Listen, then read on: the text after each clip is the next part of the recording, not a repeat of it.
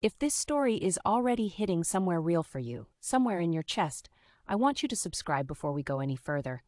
Because what happens next at that dinner table is the kind of moment that changes everything, and I don't want you to miss the rest of it.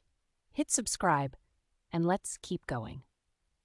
The Sunday dinners were the hardest part. Every week, the same performance.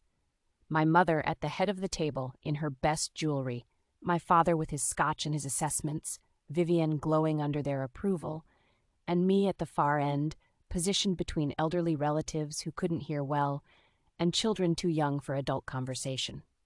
My mother introduced Vivian first at every gathering, listing her accomplishments like auction items. Then she would gesture vaguely in my direction with a tight smile and say, "And this is Clara, our practical one." Practical. The word landed like a verdict every single time. I learned to translate it early. Practical meant boring. Stable meant unambitious. Our practical one meant the daughter we don't brag about. Daniel tried. Every Sunday, he would iron his nicest button-down shirt, the one I had pressed carefully that morning, and attempt conversation with my father about the economy or current events. My father would respond with the enthusiasm of someone discussing dental appointments, and Daniel's shoulders would curve inward a little more each week.